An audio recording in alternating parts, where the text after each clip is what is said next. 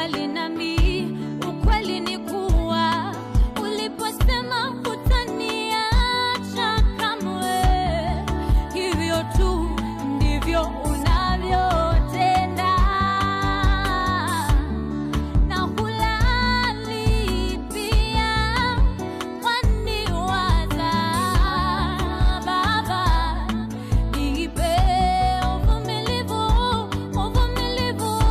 Baba, nipe uvumilivu, uvumilivu.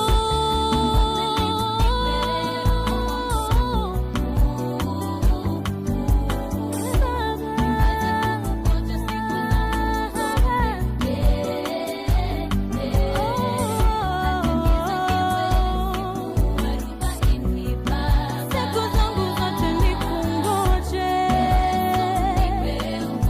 Uvumilivu, uvumilivu, uvumilivu. Yesu, nitakungoja Yesu, nitakungoja, nitakungoja, nitakungoja, ninakungoja Yesu, ninakungoja, ninakungoja, ninakungoja, nitakungoja Yesu, nitakungoja, nitakungoja, nitakungoja, ninakungoja Yesu, ninakungoja, ninakungoja, ninakungoja, ninakungoja Yesu, nitakungoja, nitakungoja, nitakungoja, Baba.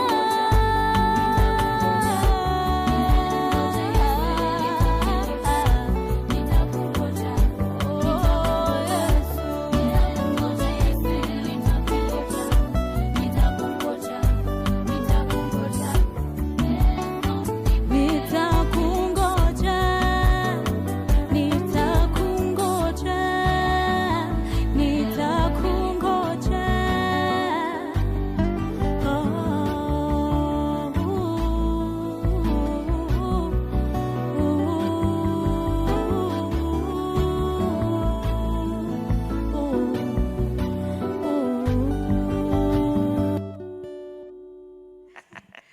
A very good afternoon to you, our viewers. Karibu sana to Homescapes today. As usual, we are very excited to be coming live to you together with the universally most wonderful team. Jazz, you don't say it that way. There's another way you say it. I say the most wonderful team in the universe. Oh. It's okay to paraphrase. Okay.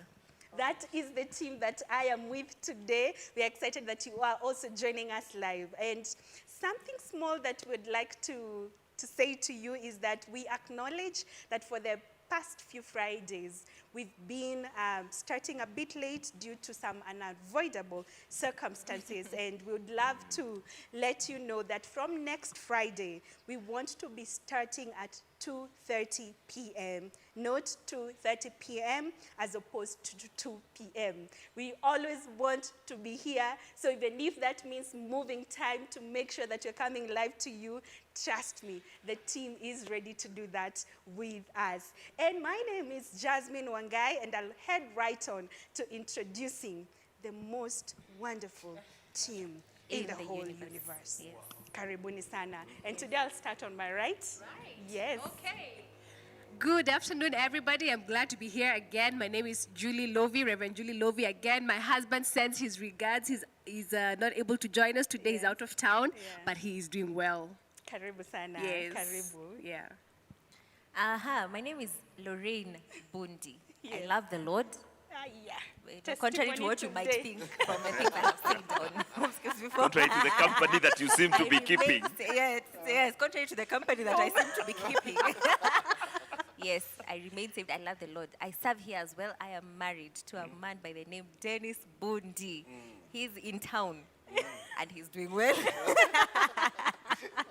Karibu sana, Lorraine. Yes. My name is Philip Maura. It's a joy to be here this afternoon. My wife is in town. Yeah. Her name is Joan Maura, together with our two children. I know they Maura are watching Pokwenyu us. is not town.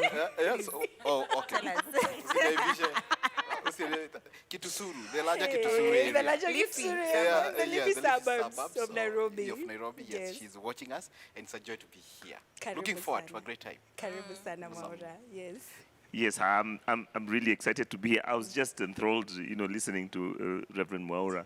But my wife is not in town. She's in Shags. Tigoni is your town, but she's fine. She's doing well, and very excited to be part of this universally acclaimed team of one Reverend Jasmine. Bishop But ameongeza. Another paraphrase. Another paraphrase is right there. yeah, but Karibu thank you for sana. joining us. We are excited to come and just interact with you over these important, life-important questions. Absolutely, Yeah. absolutely. Karibu sana, Bishop. Asante. And I also have to add that my family also is in town. Okay, is in Shags. Another town. Another town, another different town. And I know they are watching us, so karibu sana. And we continue with a discussion that we started when we started Homescapes Season 2, and that's been going through the questions that come our way concerning various issues. We've talked about divorce, we've talked about marriage, we've talked about kids out of wedlock, dating and all that. And today we also continue with those questions. And our first question for today reads that my aunt has such a good marriage. Then she started having an affair with her husband's cousin, and they got a child. Both the husband and her cousin are alive. Are these all marriages? Can this child be regarded as a bona fide child and even inherit wealth from my uncle, my aunt's real husband? What do the scriptures say about these side unions? Thank you. So I can Thank you too. to the person asking the question. Yes. All right, yeah. So we have a situation here of a couple in marriage, but then the wife has an affair with the husband's cousin. And from that affair, they get a child. And so there are questions here. I think she uses, the person, I assumed it's a she, but we are not even sure. The person asking the question calls it a union. And then they say, for this kid who's been born out of this affair, can they inherit property or whatever, from the woman's marriage that is there? For me, Jasmine, I'm amazed that they're even talking about inheritance. Already, this situation is so messy. And my first question is, have these matters themselves been discussed? There's been an affair with a member of the family, and then that affair has yielded, a child. How has that situation been dealt with way before you reach the question of inheritance and the child that comes from there? I think that is a potential keg for a real explosion in marriage, because I would imagine the pain that has already been caused between the husband and his cousin by him having an affair with his wife. How has that been dealt with? Because I think the most important questions in terms of marriage, anything that comes to violate the covenant, or the union between a husband and a wife, the questions of truth-telling, has that situation been confronted? I mean, she knows about it, so probably I don't know how old it has been in the making. Has that situation been confronted? What is the relationship between the husband and the wife? Has there been a discussion? Has there been reconciliation? Maybe reconciliation is even stretching it. Even just a discussion of the matter, the hurt and the pain that has caused. Has there been a forgiveness? So I think those are the real issues that need to be discussed. The question of it being addressed as a union, husband and cousin, wife and cousin, that's not a union. They had an affair outside of marriage, so they sinned. The question should be, did they repent? Did they ask for forgiveness? Was the issue, did the cousin and her husband talk about the matter? And how has that been dealt with? So there are very many issues long before you discuss the question of inheritance just as an off-the-cuff remark, I don't even see how a question of inheritance can come in. Because if somebody had an affair with my wife, why would I want to bless that union or the product of that, a sinful union by them having to inherit from me, I mean, it's not a legitimate, I don't even think it's a legitimate question. You know, it could be, Jasmine said, I don't know if it's you who said maybe it has been a while, you know? Because maybe if the question of inheritance is coming up, maybe it's something that happened a long time ago. And, you know, so now the guy is older, you know, 20-something, maybe he's getting married, wants to know whether I can settle here with my wife. You know, it could be something that happened a long time ago, and now and the wife is, you know, you forgive me maybe, we continue to be married. Yes. Because it seems like he forgive. If they're talking about inheritance, it seems the marriage, Yes. you know, they sorted that issue, they moved past that issue. And so if you accepted this child as your child and we are still married, then maybe it's actually a legitimate question now they're asking. Or is it possible that the affair happened before she married? No, not before she married. okay. I'm saying a long time ago. A long They time were ago, married, okay. but a long time ago. And Yes. they sort They reconcile. waka reconcile na life Na healing. continued. Yeah. Okay. So if you accepted him as a child in the home, Yes. itafika wakati wa inheritance, then you Then that's decide, when you start saying, bado, no, I hapana. never, maybe that's why the question came up. So if there's been healing and reconciliation, and the husband got to accept this child and maybe even raised him as his own, then I'd say that call is purely between the husband and the wife. It's them who will decide what position that child holds within that relationship. Nobody else can make that call from outside the marriage. Because, you know, these are intricate relational issues, you know, and the husband then knows the journey that he has walked with his wife of forgiveness, reconciliation, and then maybe now they are both in a good place before God and before each other. And maybe the kid is loved within the family. In that case, then, I mean, he would have to make the judgment call of what position that kid must hold in that family and whether, you know, they can inherit. Yeah. You know, as partner in the works, let's say, for instance, I think earlier we had mentioned it could be there's a possibility of this wife got pregnant, and we know this can be done. Ladies can do this. Got pregnant when they were in marriage from the affair, but she was still married, but hid that from the husband. But then later things happened, and it came out, the truth came out that this child does not belong to me. This The is very child later in refused to life. look like the father, and the cousin might look so There's different that. and distinct. Yeah. There's that. What would be like our thoughts, and you know, how can we help address? Because I feel like it's a pretty common situation. Like if people don't confess it earlier when it happened, it does come and creep on them and haunt them way later in life. So when we're in such a situation, how can we help such a person? That would be a deal breaker for many marriages, unfortunately, especially if there's no disclosure. Because then the issues of betrayal and you know, come in and they are very deep. But if the person was upfront, of course there are very many risks. If the affair did happen and the lady decided to confess, you know, then she's saying, you know, rather than live with this guilt or this sense of shame, I'd rather bring everything to the table. If we're breaking up, let's break up now, rather than me keeping, you know, hiding this thing, and then one day it comes out and it breaks the marriage, and it might be harder to reconcile then. I think the aspect of truth-telling, and if they are believers, you know, sin is not breaking news to God, okay? And then the ability to come and confess and then leave the results to God. You know, that's a point at which you must trust God for the unknown. It's easier said than done, because I think anybody who is at the brink of losing a marriage knows that the weight of it is so heavy that you can't walk, you know, casually into that space. It's a big deal. But rather than live with the fear and the guilt, which may still destroy the marriage for other reasons, then some people, again, people are different. For some people, they will just spill the beans, say, I can't handle this. This is what happened.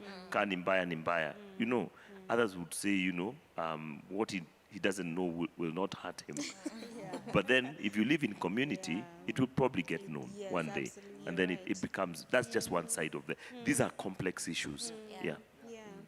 You know, and I think her first question on that question I had you read, she asked, are these all marriages. Yes. And I think that relates back to a question we talked about before, Yes. that the if you, having, in sexual intimacy with someone who is not your husband or wife, either during marriage or before marriage, you know how we talk, that the soul ties question, we just want to say categorically that she's not married to the cousin. And then she asked later, what does the Bible say about these the side scriptures, unions? yes, What yeah. scriptures say? And we want to say the scriptures say it is sin. It was sin that happened, Yeah. and that is what needs to be sorted. That mess is just is sin. It's not Yeah. a question of marriage, unions, nini.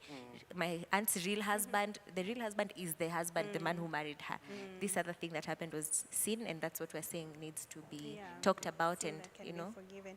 You know, the more we read these questions, the more this topic on soul ties, you know, certainly comes up, and it's just a show of how much it's permeated into our beliefs, into our Unbelievably, religion. yeah. And I think it's for us to constantly keep reminding ourselves, it's sin, there's nothing like that. I think it's the last time we were addressing, it's Reverend Lovey who said, there's a time as Christians, especially Christian leaders, we were obsessed with the supernatural. We wanted to make everything about it's supernatural. You know, there are spiritual marriages that are happening in the Spirit heavenly husbands and realms. wives, yes. Yeah, and later you come read the scriptures, you see there's nothing like this. It's just a sin that was committed.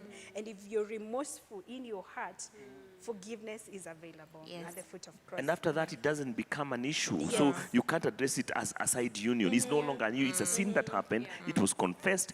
Once you confess it, you're free. Yeah. You know, to go and indulge in other, better things rather than sinful things. And that category of interpretation in the spiritual world, we call it allegorization. It was very common with the Jews at the time of Jesus, when they would make a law out of everything, where you read a plain scripture, then you give it a spiritual significance that actually doesn't exist in scripture.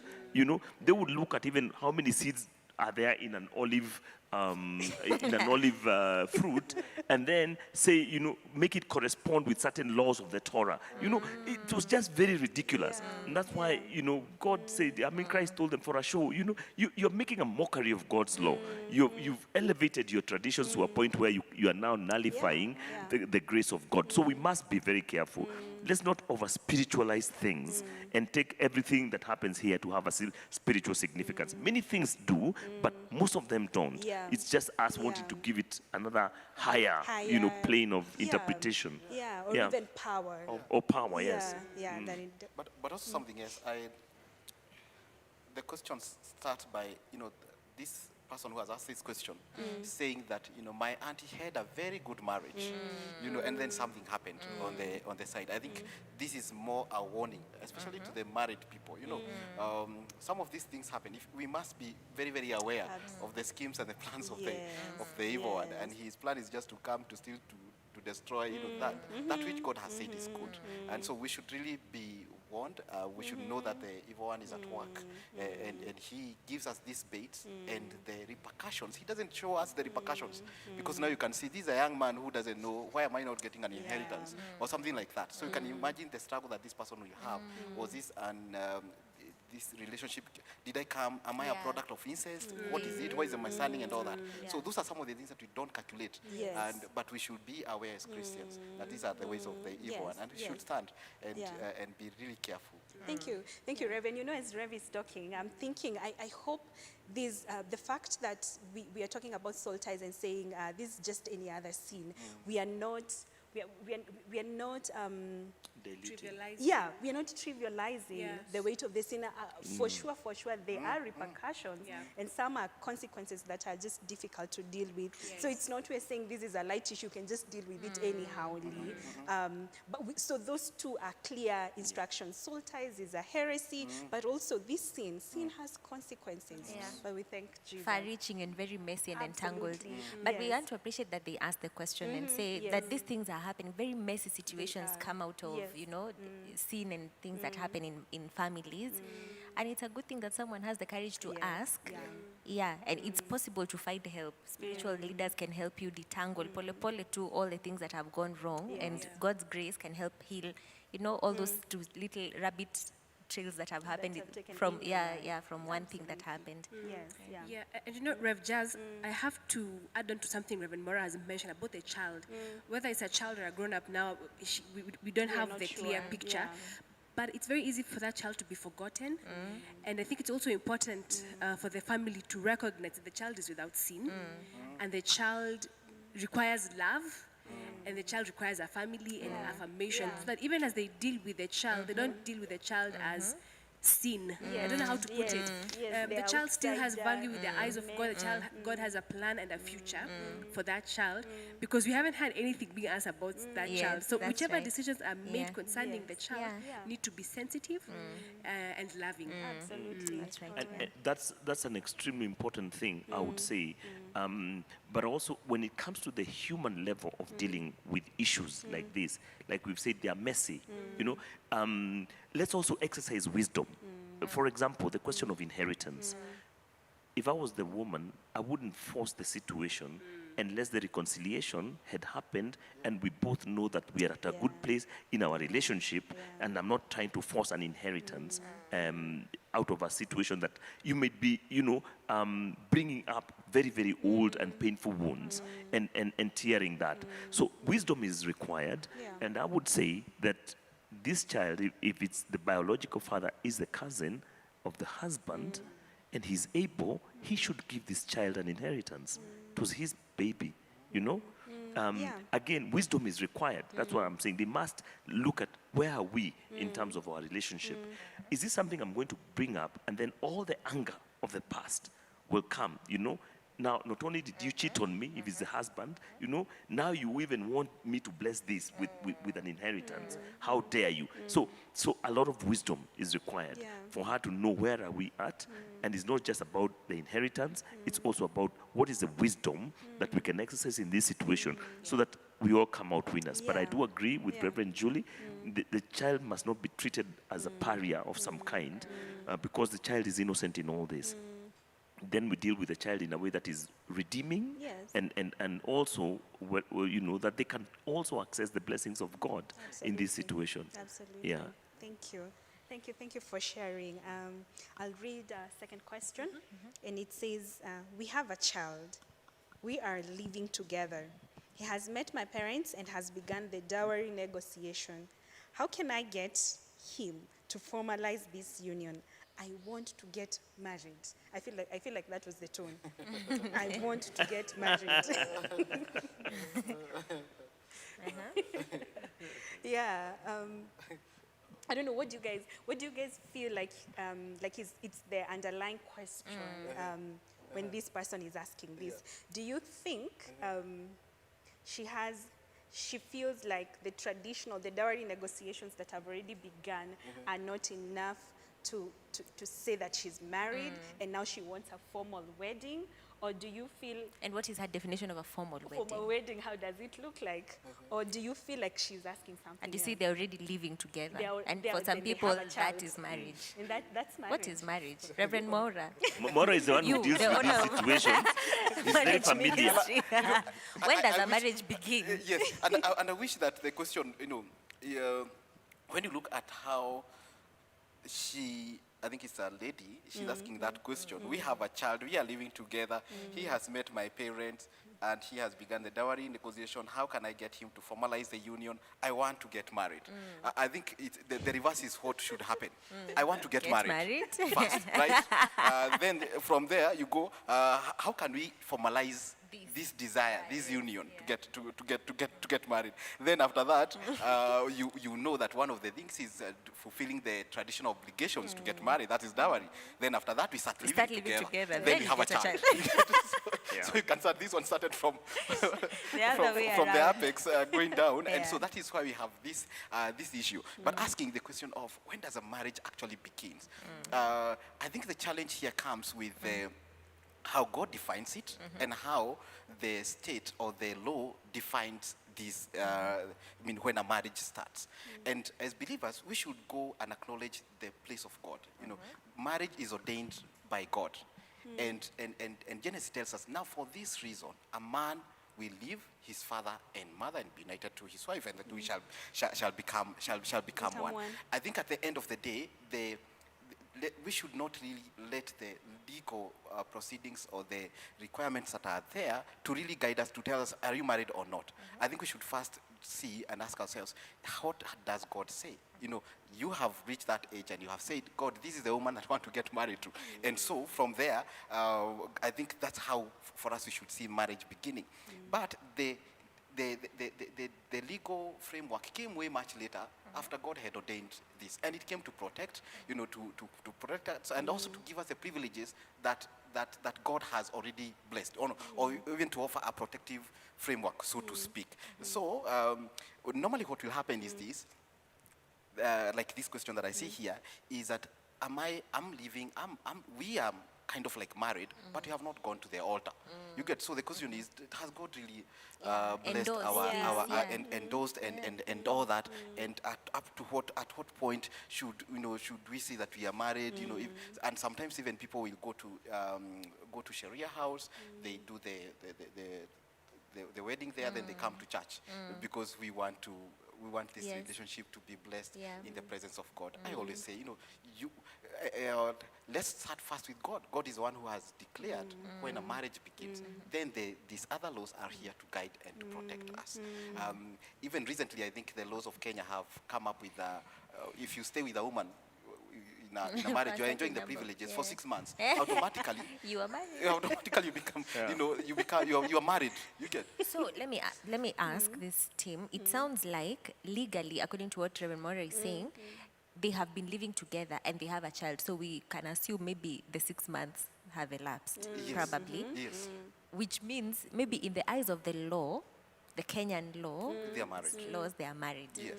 But there is the cultural, definition of marriage. And usually, at least I think in our Kenyan setup, hizi mambo za dowry negotiations happen, some parents will even wonder, mbona mnarudi Nairobi kila mtu anaenda kwa nyumba yake? See, we are married. Can you live together? They are surprised when you are talking about ati bado I'm just from kusindikisha girlfriend yako, like, wait, what? See, tunakula pesa yao saa hizi. Can you live together already? So there's the cultural definition, and we can see it in that question. Then there's now the formal definition, and I think we got it from the English the colonialists brought us the West. They brought us this many other rules around marriage. So maybe in her mind, formal marriage is when I dress up a certain way, there's a white wedding, and a pastor comes and blesses the union. So whether the government thinks I'm married or the culture thinks I'm married, me, I don't think I am married. That's why I want to be formally, the word formally married. Formalize this marriage. So there's a legal way of understanding it, a cultural way of understanding it, and a Christian or biblical way of understanding, as far as we know now. So I think we can detangle that and ask, is she married after the dowry negotiations? Could it be that her husband is not a Christian, so hii mambo ya formal anashindwa, but I have paid dowry for you. What is this argument? I'm married. We've been living together. What is the issue? I even think there's another issue of the girl's definition of marriage. Yeah. Apart from everything, we might agree on everything else. But because she has in her mind what she has probably conceived and dreamed about. When I get married, this is what is going to happen. So every girl has a dream wedding. And until that is done, in her heart, she's not yet married. Because I do agree with the cultural elements, because the fact that she says, the guy has been to the parents, they're doing dowry. Kwani, what is marriage? Already the process in effect, there's no man who will go to your parents and start paying dowry if they don't mean to marry you or to formalize or to actually publicly announce, I'm the one with your daughter, therefore I am the husband. So already the process has begun, but she doesn't seem to recognize this as a formal process until something else which she has to define is done. And maybe it is the question of religion. If she's a believer or she's a church goer, that's why I said religion, she knows that until there's a pastor and a white dress and a cake, then I'm not yet married. But really, from a cultural point of view, it's probably already happened. And they are, in any case, they've been living together. It Yeah. happened a long time ago, Yeah. you know, just not formally. But the coming and pronouncing it in front of the parents means this is formal. I want you to recognize that I'm the one with your daughter. We've done what culturally is required, and therefore, it's also a way of seeking blessings from the parents. Yeah. And if the parents have blessed the union, then anything else you do really is a ceremony, you know, to satisfy certain demands or expectations that you may have on yourself or that your community may have on you. Yeah, But yeah. as far as the actual marriage is concerned, it involves you and your partner, and partner here means, I'm just saying because whether it's your husband or whatever, and the parents, who are the very important part of this whole deal. And if those are present, have endorsed the union, Yeah. then that is a marriage. Yeah. Yeah. You know, a question I have in mind as we're talking about this is, what then can we say here are the benefits, or, I don't want to take a side and say, call them benefits. What's the nice thing about the formalization she's seeking for? Like, why not end it at cultural ratio, and we are done? What will come from this formal called white kind of wedding that she'll miss out on when the traditional wedding is done? I think it's a stigma that has been there. Even in many churches, you know, if someone even wants to be an elder in the church, you'll be told, no, but you have not done the white wedding, so let's organize something just right here in church. And yet God has blessed that union. You know, they've been together for many years. God has blessed them materially, even with children and all that. But, you know, sometimes we say that, you know, for it to be fully blessed, let's do it in church. The other thing is the social pressure you get. Sometimes people want to have that, you know, you see, if you put your dowry negotiation picture, even like now in the younger generation, you put your dowry negotiation or dowry ceremony photo and your wedding photo, you know, even the comments are kind of like different. You know, people acknowledge, oh, congratulations, guy, you know, you're married, may God bless you now and all that. If you put the dowry one, the people will say, now, wow, looking forward to the big day. I've seen this wasn't a big day. It is still a big day. You know, you're looking out to the big day. And the other thing is this, it's also for safety. Some people do this so that you can accuse. I mean, you are leaving me, and yet we went before the Lord in the church. You get, why are you to accuse him? Just like that holding zone. You know, you don't go because you promised God. Yes. And you were somewhere and you promised God. Hata Malachi 3 inasema you have been unfaithful, just unfaithful to the wife of your youth. The Lord will not hear your prayers. Exactly, you get, you know. And people, you know, people saw and all that. So those are some of the motivations that make people either feel that we need a white wedding or not. But you know, let me just ask there. You see, I think according to the Kenyan law, customary marriages, and we are saying, I think, you will correct me if I'm wrong, but I think we're saying, you know, God acknowledges that this cultural African way of, you know, recognizing a marriage between a man and a woman. But according to the law, the customary, you know, customarily you can be polygamous, and many ladies are afraid of the idea that the man can be allowed to be polygamous. So when Jasmine is asking about benefits of this formal madhabahu kind of wedding, hiyo inasema one man one woman, na hiyo ndo umesign pale kwa marriage certification yako inasema you have been married under the Christian religious laws which dictate that you shall only marry me, one woman. So could it be that it is one of the benefits of the formal marriage that she's looking for? And that's it's a legal issue because again it comes from the English law that outlaws polygamy and affirms monogamy. And so it's a legal aspect that we have inherited. Yes. And I think many ladies flow with that very well. Quickly, you know? would rather, by far. Where would we struggle? So the safety part that Maura was talking about, and yes, it is true, the traditional and customary law, it does recognize that within African culture, polygamy is allowed, even under the law, and you'll be okay with that.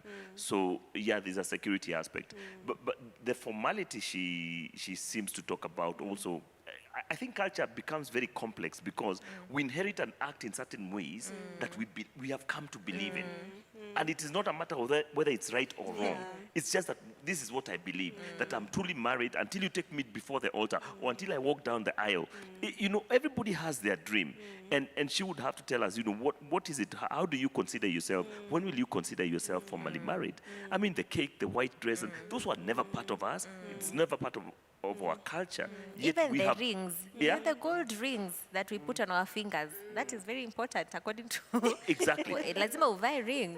Yeah, Na unavaa ring. univalishe. Kwanza I univalishe. have to paint my nails, By my nails, and alafu post on useme social media. Father, Yes. Son, and Holy Holy Spirit. Spirit. And you see, those are entirely cultural things. But now we've elevated them to the level of the Bible. If you read about, you know, when the servant was sent by Abraham to go and get a wife for Isaac, you know, what he put on her was a nose ring. Actually, it wasn't in the finger, you know, and that was like the engagement and some silver bracelets in her, whatever. And when Laban, her brother, saw what she was wearing, he immediately recognized this chick has been spoken for. You know, somebody wants to marry her. So it's a cultural thing, you know. And in the African culture, we didn't have those. At least it wasn't those kinds of rings. Yeah. There were certain things. When we go to Scotland, for example, you can recognize a married woman by certain bracelets that she'll be wearing, the type of, you know, top that she'll be wearing, or necklace or something. So every culture has its own expression. But we've elevated this ring to that level that this is what marriage really is, which is not true. But again, it's not a matter of truth. It's a matter of belief, you know. So how do we settle this girl's mind? How do we settle her? She wants to know whether she's married or not. Yeah. Is she married? What are we telling her? Where She do needs to you- tell us what her expectations of marriage are. Okay? Because this is in the level of unspoken expectations. No, but you see, whatever her definition is, do we want to tell her what the definition should be so that maybe that will settle her in her mind? Because we don't have her here. She can't tell us. Yeah, if What, they are what is believers. the definition of marriage according to a believer? If she's a believer, then she's probably looking for an endorsement of the union and a blessing by a pastor before God and a congregation. That's in my imagination. That's what I think she's really looking for. Then she'll know I'm truly married. Okay? But again, we must say that a certain formal setting does not make something either true or false. The same blessings are available for her, you know, even after having done those traditional rites that they have done. They're available for her, not necessarily even in a church building. You know, it could happen anywhere. They could invite a pastor home. They've been living together, you know. So anything else would be a celebration. So if they want the blessing and the endorsement of God of their union, then that can happen even in a private ceremony, as long as the important people are there, the parents have endorsed and so on from either side. So it doesn't have to be in what we have traditionally come to call a church wedding. You know, and we all know that even in the COVID season, we've done very private weddings in small, exclusive locations, not even necessarily in churches, and God has been present. You know, when Rebecca arrived, you know, after she was to be given to Isaac, they'd never met. Alishuka tu kutoka kwa ngamia, you know, the guy took his chick, they went into the tent, and they consummated the marriage. Like in Eastern culture. Jasmine, please don't. Don't mention me. You have the ring on the nose. And she has the nose ring, and you know, it was a marriage that God blessed. Yeah. And we know out of that union, you know, Kina Jacob and Esau were born, and after that, Israel became a reality. So I think sometimes we make too much of our culture to the detriment, and I'm not saying it's not legitimate, because again, if that's her hope and her dream, to have a big ceremony, to have the people of God celebrate her, do it. You know, there's nothing wrong with it. But in and of itself, it doesn't define the presence of God and his blessings because you did it in a certain, you know, setting or within certain parameters. God is available for us in private and in public. Yeah. Absolutely. You know, I remember when we were in high school, I'm sorry, we used to, in CRE, we used to define what are the critical factors for you to make a covenant. Do you remember that? Oh, Do you guys remember that? yes, And we would say, sijui, witnesses, sijui, 2 or 3. There was a number, sijui, what, you know, there used to be Yes. a certain... I can't remember what But you exactly remember they we used were, to do but I something like remember that. that topic. So, you know, yeah, like Bishop Charles is saying, if you know there's a presence of 2 or 3 witnesses, yeah. however many they may be, because she's a Christian, a symbol maybe sasa ndio tunasema rings, lakini it can be another thing. You can walk around with a bracelet or whatever, and you know, and the blessing of God wherever it might be. If that happens with her, then she needs to know that she's married, and should her husband indulge her in, you know, celebrating her with a big party or dress her a certain way, that is just an addition, a happy addition where she's concerned, but it doesn't mean that those other things did not legitimize or validate her marriage to him. All right, And also to thank encourage you. people who do, especially like in the I'll dowry. keep thanking Yeah. you. In the dowry negotiations, end. I think there's a time that is shared here that actually a pastor can come. You know, you can do elaborate planning. The pastor will show up with the, you know, and you actually you do the dowry negotiations, and your marriage Pray is over blessed. you, Pray bless you over before Yeah, God. especially like our, I mean, there is our Kalenjin brothers, you know, who, you know, they have the dowry negotiation, they have the kwaito, you get, which is very, very elaborate, very expensive. Then there is another wedding again in church. Nothing wrong with that, but if possible, I mean, the marriage can be sealed, can be prayed and be blessed, even when you're doing those ceremonies. All right, now a final thank you All right. to all of you for contributing meaningfully. We'll take a short break and we'll be right back to continue with the conversation. This next song is a song that, you know, we just did a little twist on it.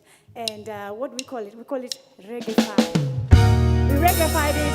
We hope that we can praise the Lord together. Our God who is everlasting. The one to whom all blessings flow. Hallelujah.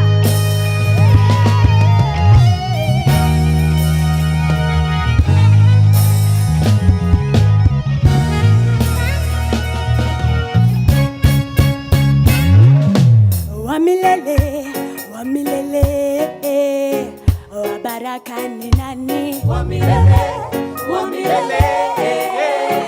wabaraka ni Yesu. Wamilele, wabaraka ni nani? Wamilele. I know you have the hang of it by now. Sema wamilele, wabaraka ni nani? Sema.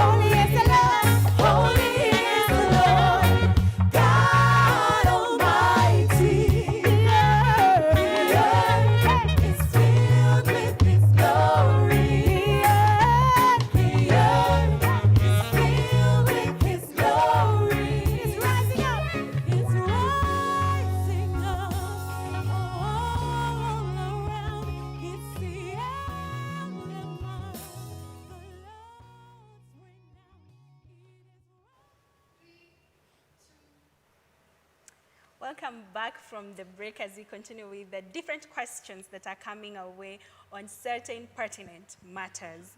And before we took the break, we were talking about this lady who's been married, they have who's been living together with their partner, if I may call it that way. They have a child together, visited the parents and started the dowry negotiation. But then she has the question of formalizing the marriage.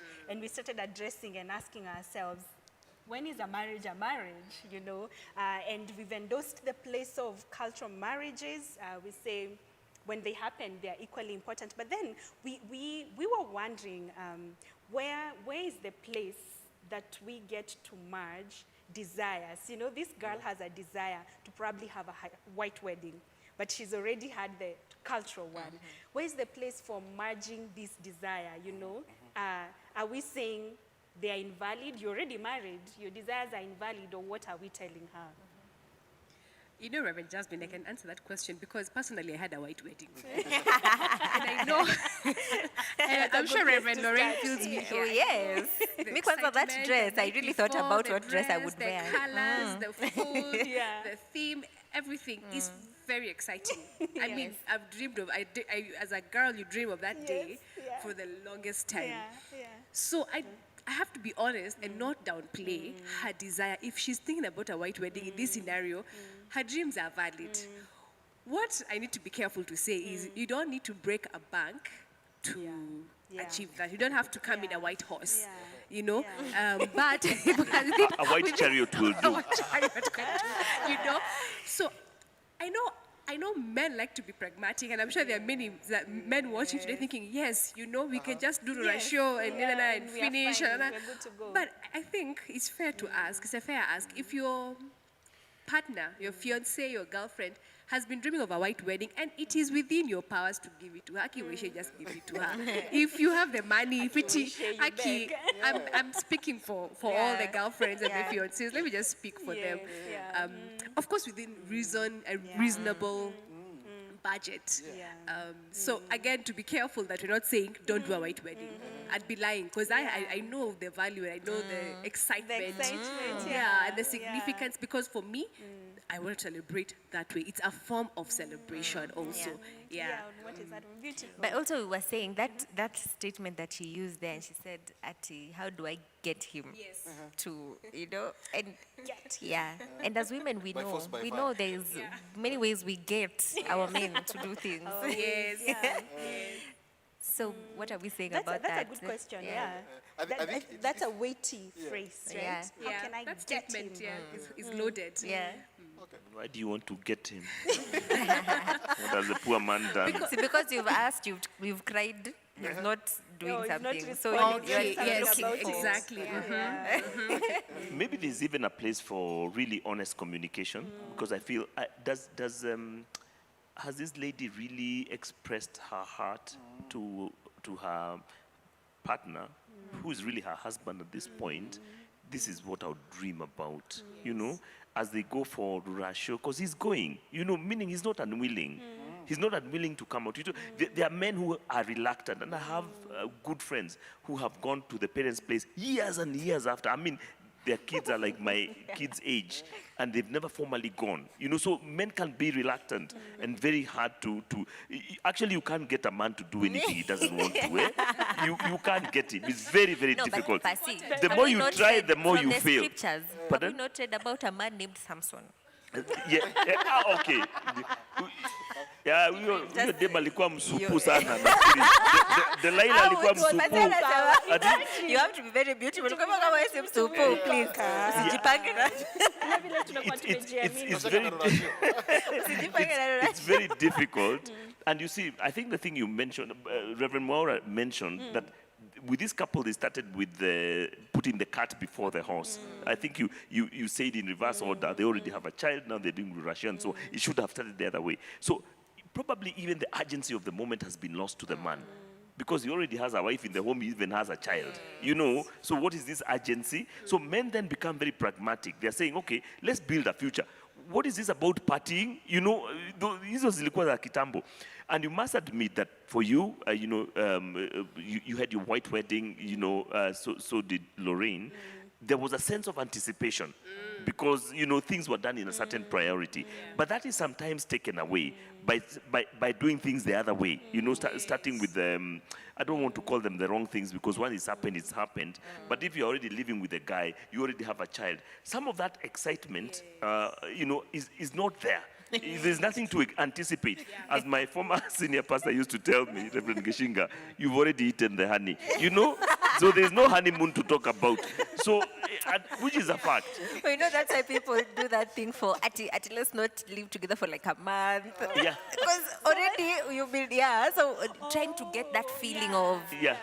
walking into something new. But the into novelty, something but new. it already passed. So that newness and anticipation is not there. So even as you're looking at things like the party, the white wedding and everything, it looks like a big looming expense, which now is unnecessary. And they're wondering, why are we doing this? Why don't we put a deposit for that shamba we wanted to buy instead?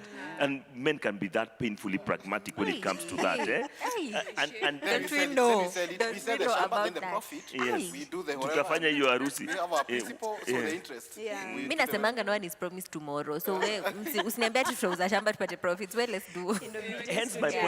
Hence my point about communicating wisely to the guy and saying, this is really important to me. And frankly speaking, even the men, I think there's a place to remove ourselves from all that pragmatism and saying, this is going to be this is my wife, this is our marriage. Yeah. What's wrong with me making her happy? If this is what she really wants, let me do it. We'll only do it once. Yeah. And then let's call everybody, let's celebrate each other, let's thank God for where we're going. It is a new beginning, in a sense. Yeah. And celebrate that and even be lavish about it. I don't think there's anything wrong with that. Yeah. In fact, it's so good. I have a Bible quotation for it. Let's Here we go go. there. 1 Corinthians chapter 7, verse 13. If anyone thinks he's acting improperly towards the virgin he's engaged to, and if she is getting along in years and he feels he ought to marry, he should do so as he wants. He's not sinning. They should get married. But the man who has settled the matter in his own mind, it goes on to say that one, and he doesn't want to get married, it's okay. It talks about, behaving. Maybe these are the people who lead somebody along, and you can see you have raised her hope, and she's looking forward to getting married. It's not unlike that situation, that the girl really wants the marriage to happen. So you know what she wants, and yet you are unwilling to give her. It's like, act appropriately. Just give her what she's looking for. Get married, you have not sinned. Even if you spend money, it's once, and she's yours anyway. You're not spending on somebody else. So it's fine. I think some of those things we should just go ahead and be, have some heart, do the right thing. Yeah. After all, it's an investment in your marriage, and it's forever. Yeah. Yeah. I wanted to take us back a bit. We brought up the question of cultural marriages, white weddings, and all that. And I know people who would consider to go for the cultural marriage, and especially now that it's a discussion that's coming up on this platform. For believers, for Christians, if they are to consider cultural marriages, what can we say is our advice? I think one of the big things when you're doing white weddings is we are doing this before God and before people. Is there a place for that when we are doing? Because I think most of the times people who want to formalize, this lady we are talking about, who want to formalize the wedding, is they feel there's an element of that, lacking the fact that we didn't meet in a church and do all this. Is there an advice or a process we can ask them to consider? Yani, is there a way they can do it in a God-glorifying way? Yani, not just the cultural, how it has been set out in the past. The first thing is to stop treating it as a formal versus informal wedding, or a cultural versus a white wedding. Let us say it's the union of two people coming together before God, with all the important people in that ceremony around them. I think when we over-define what we call the Christian wedding as one that happens in church with white dress and whatever, I think that's where we go wrong. Reverend Moira mentioned the question of koito as we do the, rurasho and everything. Most cultures will have the one important ceremony that brings every important person in the family together. In fact, whenever we go for those ceremonies, there's always a pastor and the word is preached. So all the elements actually are present to solemnize a wedding before God and before many witnesses. It's about maybe being intentional, I would say, and say, for us, if I am to speak into our culture, there's a time when everybody goes for the rurashio, and even after the rurashio, there's a place where the girl side comes for something we call it tara, when they come to the man's side, and every important person is involved in that particular ceremony. And I think if you already intend to do the wedding, instead of making it a separate event in a different venue, if the pastor is there, all the parents are there, everybody is there, and the negotiations are advanced enough that this thing, we are doing this, then factor in that at the end of the ceremony, we will come before God, we will bless the union, the pastor will do his part, you will exchange, whether it's the rings or whatever other, symbols you want to exchange. There could be cultural symbols as well. There's nothing wrong with that. Whether it's necklaces or belts or whatever the culture, envisions as the form of, she's now mine. And you do that. And after that, everybody goes home. And you don't have to have another expensive affair in the future. You could even bring the cake there if you must have a cake. It's fine. You do the meat and then the cake becomes dessert. It's okay. It still works. I think we can be intentional about it, and it is cheaper because weddings are terribly expensive now, and it's a put-off for most people. Then we also cut down on the many ceremonies that we usually do, especially in the times of COVID. You can have a maximum of 2 ceremonies, cultural, and then solemnize it in one of them and say, this wedding is done. Yeah, there's nothing wrong with it. Thank you. Thank you, Bishop, for sharing that. Reverend Jasmine, I'm so sorry. You have an addition. Before you move on, Yes. I have to go back to this. Get him to do something. Is the Holy Spirit convicting you Yeah, of something, I know. Reverend Julie? Because you Will not mentioned, come in the way of you and the Holy Spirit. because Reverend Lorraine mentioned, by the time you're asking this, you've probably tried talking. Okay, maybe the assumption is, because I can only think of the most reasonable way is for you, a husband and wife in this case, to talk. I can't think of any other way. So I think what I'm trying to say is any other way might be manipulation. And the guys who are here could tell me. Because definitely don't ask his parents or your parents to talk to him. That's a no-no. Yeah. Am I right? Absolutely. I don't know, maybe she's asking, can I get a friend to talk to him and convince him? Is that something she can do? I think it might be something she can do. And Yeah. what I mean is, if I know my husband has like a really good friend of his, Okay. and it's easier for that friend to communicate to him what I am trying to say. Because between us, there could be already, when nakujua, I've lived with you for 5 years, najua ukitaka hivi utafanya nini. So there might be some kind of defenses he's already put against me. Yeah. So his friend can explain me to him more easily. Yeah. And if we already have that, maybe tulisha agree as a couple. If you feel like I'm not hearing you, maybe you can. I have allowed you to. There's a voice, talk. yes. There's the a voice, authority that yes, you listen yes. to. So if you have that understanding between you two, I think a Yes. friend can help you. Because even you, a friend of yours, if your It's husband tells your friend, and Yeah. then she comes and tells you, Julie, what Louis is trying to say. It's true. You can hear. Yeah. Hearing Yeah, better. yeah. Because I know sometimes as women, when we desperately want something, we can resort to Many things. many things, Yeah. and which may end up causing more Damage rift, more damage to the relationship. Including reporting him to the pastor. Including Huyu hataki kunioa, mwambie. Which is it's very. Ama ni kwa sababu you want to I be it's with nani, terrible. ama you know, we can. And also, Yeah. you see, also, it's not just your wedding again. It's also his, Hata exactly. yatakuwa, it's Yeah. not just that Yeah. you're doing this and then taking you Yes, to that's the an altar. equal part. It's Yeah. also an equal part. I think there's that, Yeah. that place of really talking. Yeah. But also a challenge even to our brothers. Yes. Extend love. Yeah, You and get- you're Grace, not- please listen. Yeah, Don't dismiss us. Yes, you're not buying Don't love. be dragged to the altar. Yeah, please. Nakuja na skid marks to the altar because you don't want it. Yeah, yeah. So I think it's important for the lady. If it matters, Yeah. it matters to her. You Yeah, get, it matters yeah. to her. It also matters Yeah. to you.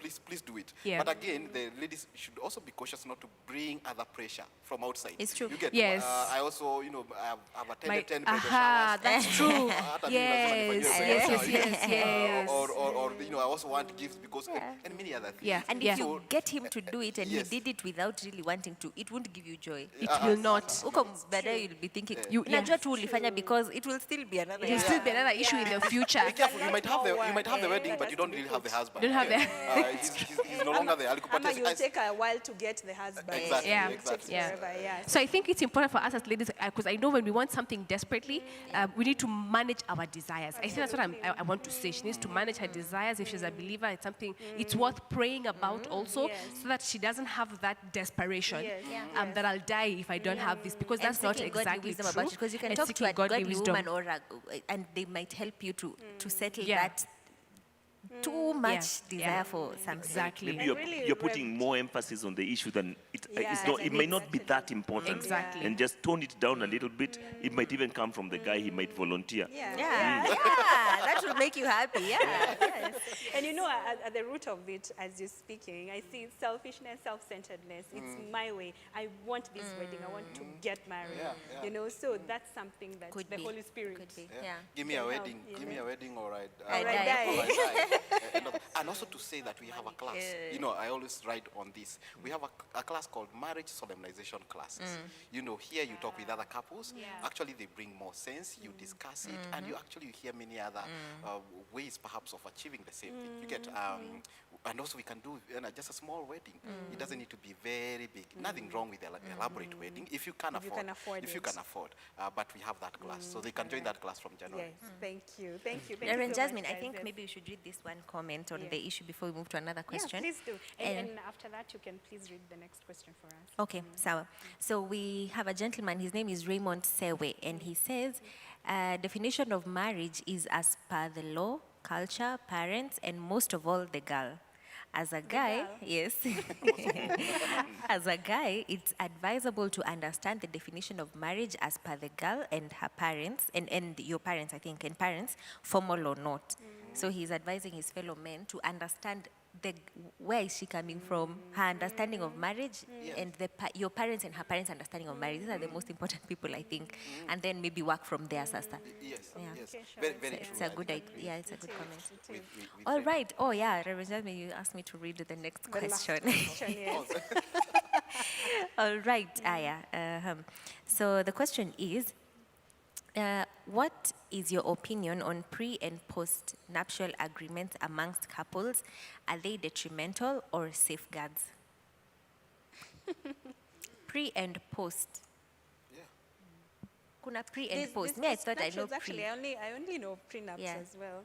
I know prenups. I've heard of prenups, not post. Yes, they are the post ones as well. Especially after, yes, after the wedding. Oh. Especially after maybe something has happened, maybe someone, the wife or the husband invested unwisely the money, or the family really went down. When they are trying, they happen at the recovery stage. Now we are trying to build our lives again, but let it be known, I'm not going back.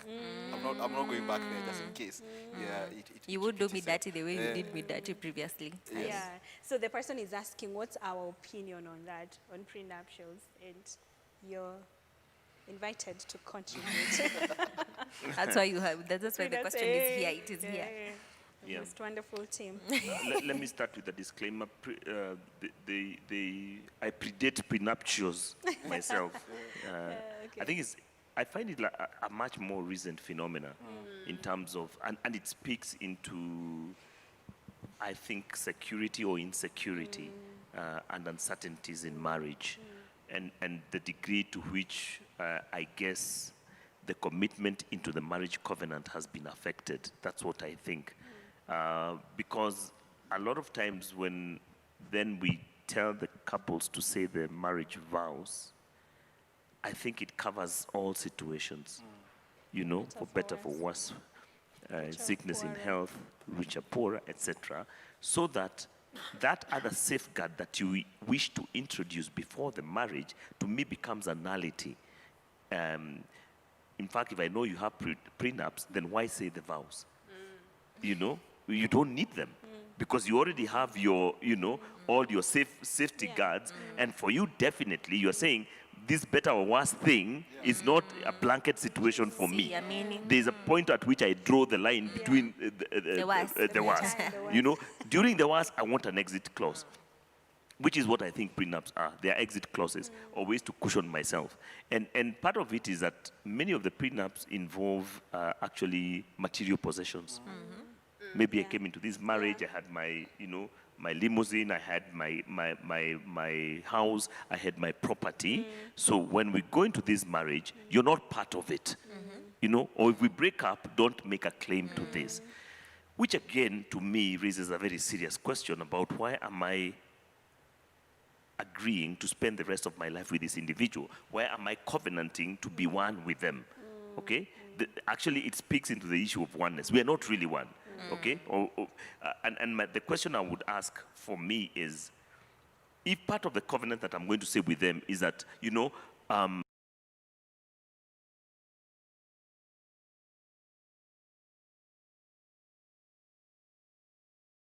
that I have, I share with you within the love of God. You cannot say that and then have a prenup, okay? Because you are definitely not willing to share all that you have. Yeah. And for me, again, if I'm going to say I'm willing to share even my body with you, so why would I share my body with you and not share my money Other things. with you? But you see, Bishop Charles, Yeah. me, I'm telling you, our current generation, this thing of my body, I can share my Yes. body and money, and you think this one is of higher value than Yeah. this, is not a reality for Things our have been this reordered. generation. Things are reordered, by the way, because people say it's not a question of me giving you my body. I want this pleasure, so this is also for me. Then my money is mine. So if you were to order here what is important, Yes. it's not if I can give you my body, I can also give you my money. I can give you my body, but I will not give you my money. That is more important to me. Yeah. The So I think then everything on the ground has to be renegotiated, because this is new. That's why it's not such a big deal anymore. You're getting married, you're a virgin. Who talks about that nowadays? It's not a symbol of honor per se. Yeah. Hey, it's Not to everyone. yeah, not to everyone. So it's not the- a thing yeah, I'm giving my body. the Then, sacredness yeah. of sex that we discuss, it's in the context of marriage. It's gone. It's over. It's not there anymore. So it's what I own. It's not that that is it's now a sacred. contentious Yes. issue. Yeah. And so we need to put things in order. So you saying I honor you with my body? Nah. Maybe that's why we many needed the Yeah. coronavirus to reset the parameters. Because you see, you're saying that the playing ground is no longer level. It's not what we assumed it was traditionally. Because if then what I hold as material is more important than the sacredness of my body to you, then clearly a new conversation needs to happen in light of this new reality that we are saying. And we must say there's somewhere where we've lost the value of who we are. Yeah. Especially, I'm talking, of course, as a Christian, this would be very hard to sustain then in the world out Yeah, there, outside world, where the view of absolutely, sex yes. is completely Yes, different. yes. But for believers, I think there must be a point at which we reset what is important, not just for me, but before God. Otherwise, then the covenant itself becomes a nullity. It's null and void.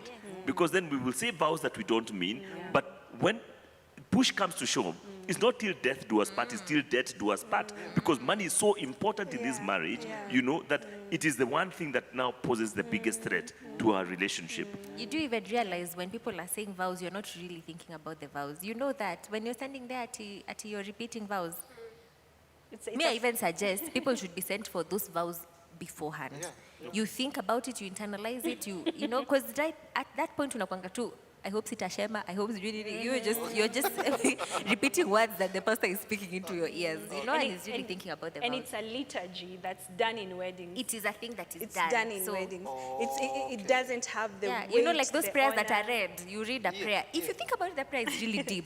But because it's being read, you're not actually. You're just saying that's what we're doing Yeah, you're together just as saying, people eh, gathered. that too, yeah. Yeah. So, but you have a big point of it's time to reset Yes. things and say reconsider, and especially like you're saying, it's different for believers. It's different for believers. So it means there's a reordering that can happen. We should say then it should be different for believers, because believers, from yeah. what I'm hearing, it's not different. You know, but it should be different. And maybe for people on the ground, Kenya Reverend Mwaura and everybody else who's running premarital counseling classes, we need to rethink about what we are doing. Because then we're taking people through the motions, but the reality and the transformation that is expected does not exist. And then they are breaking up and their marriages are falling apart 2-3 years down the road. Never mind that they are Christians. Yes, So- actually, that's why you get confused. You wonder, you're Christians and this is happening. It's because it never really happened in their minds, this commitment, covenant, and do what. And I'm also just thinking, Reverend Jasmine, that at the root of it is the love of money. Because when it comes down to it, and the marriage has to dissolve or to end, from my understanding or from experience, the finances, dividing finances or that issue around finances is not what will cause you pain. It's the separation of just Yes. that whole separation. Yes. It's very untidy and Yes. painful. It's the emotions. Yes. So you're trying to sort of create an insurance, but you're not really creating insurance for what matters. When it comes down to it, there's no insurance for your emotion, for the heartbreak, for the pain, for the wounds. There's no insurance for that. So that's very surface. Prenuptial is very surface. You're trying to create a buffer, but it's superficial.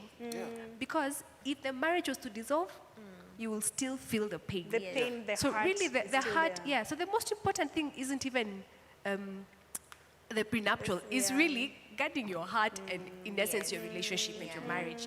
Yeah. Because if you walk down that road, the road of divorce or separation, it's painful. It's untidy. It's not the finances that make it untidy, really. Not so much. It's And the Julie, even emotions if you're around told, it. okay, keep everything, Yeah. it won't hurt any less. It won't hurt any less, You know? exactly. Yeah. In Even fact, because the things can't fill the place for the No. emotion They and won't. the person that you lost. Yeah. In fact, I think people sometimes use those finances to try and hurt that person the way they are feeling hurt by this marriage that is ending.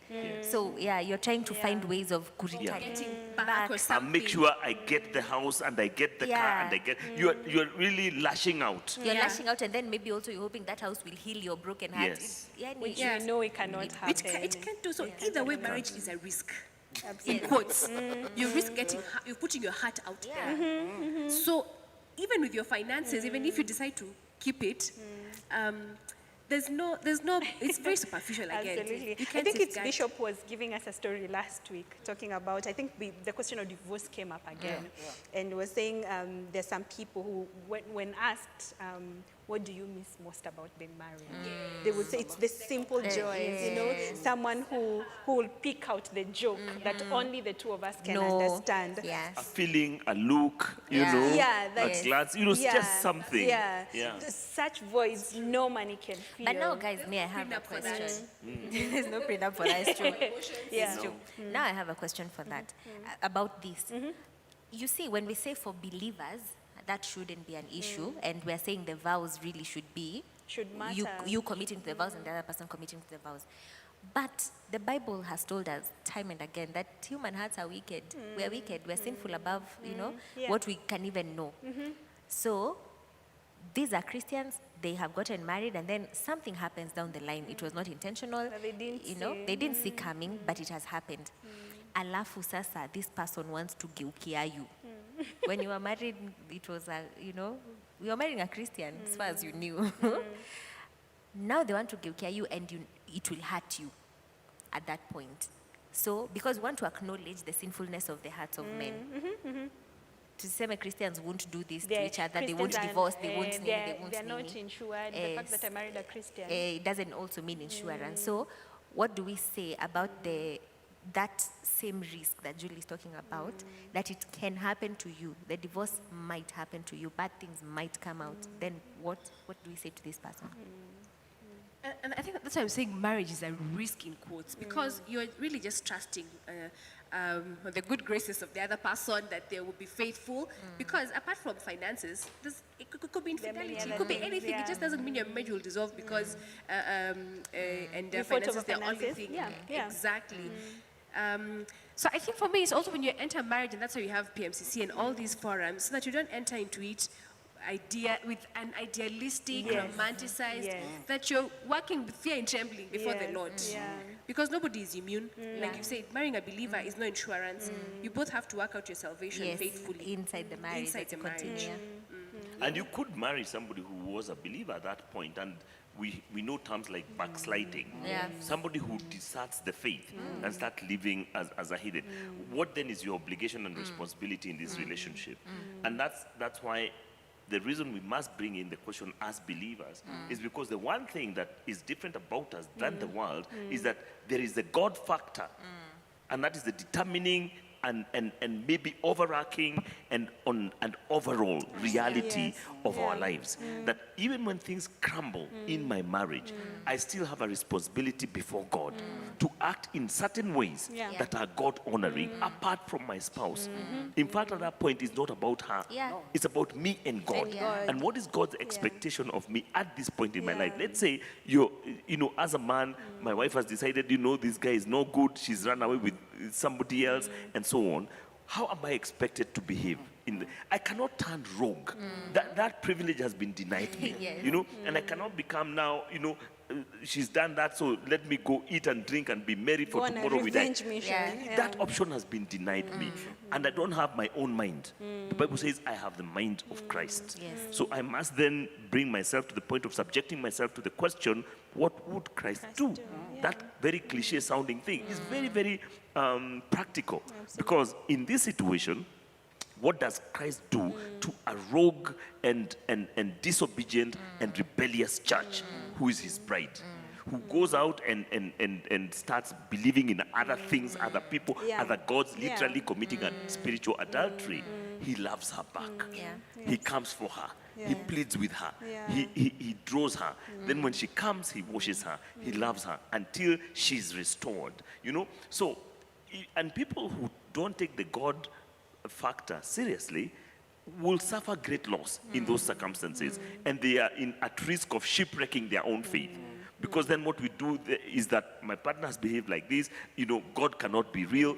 My reality about God is not anchored on my wife's behavior or my children's behavior or, my leadership role.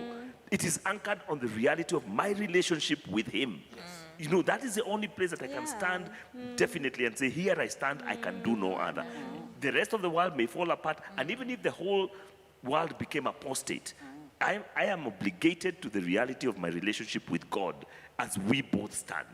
And I know that when everything else falls apart, it's the one reality that continues for me Yeah. into eternity. Yes. And that I will not risk, not for anyone and not for anything. Yeah. So if then every believer gets into marriage with that conviction, then my wife is working at herself from that perspective of her relationship with God. I am doing the same. And guess what happens? The love of God and the power of God and the commitment that we have, each of us to God, as we look and draw upward, we close the gap between ourselves. And somehow, because God is mediator in that relationship, then it will not fall apart. And we don't have a prenuptial, we don't need one, because God is the ultimate, our ultimate post and whatever nuptial agreement that we have. And it's only him who doesn't change. Everything else can change. Yeah, and Yeah. Bishop, I'm thinking about that scripture in Corinthians that says, wouldn't you rather be defrauded? Because that's the fear is that especially I don't know about men, I think she will defraud me of what I worked for. So when we split ways, she will go with what she didn't come with in the marriage. And the scriptures tell us, wouldn't you okay. rather be defrauded? It's okay. Entrust yourself to God, who is the judge of, the ultimate judge of all men. So it's the prenuptials, whatever, are not what we should judge Yes. between you Yeah. when things go south. wrong. Yeah. It should be. Yeah. Wow. It's Rather such a be small defrauded? commitment Yes. to a much larger vision. And if your eyes are on that, what I own, then you've lost the vision of marriage. Because that extends beyond yourselves to a larger reality, which is God. And if Yeah. you're stuck at what I came with in this marriage, my goodness, that's very selfish. Because you're supposed to give so much more than what you came with, Yeah. Yeah. Wow, that's really quite profound and putting things into perspective. We are first of all accountable to God before anything else. Even as I'm getting in this marriage, we know about commitment to one another, but first of all, it is to God. And when that's the reminder, even though it's a high Christian calling, that's the truth, the fact that I'm a Christian. Thank you. Thank you so much, guys, for engaging us, joining, and contributing meaningfully. It's been a great, great discussion, even though they've been hard truths to hear and deal with. I hope the Lord will continue helping us to continually be like Christ as he encourages us in his word. So asanteni sana also our viewers for joining us today. That's it from Homescapes today. We pray that you'll have a wonderful, wonderful weekend until next week at 2:30 p.m. on Friday. See you then.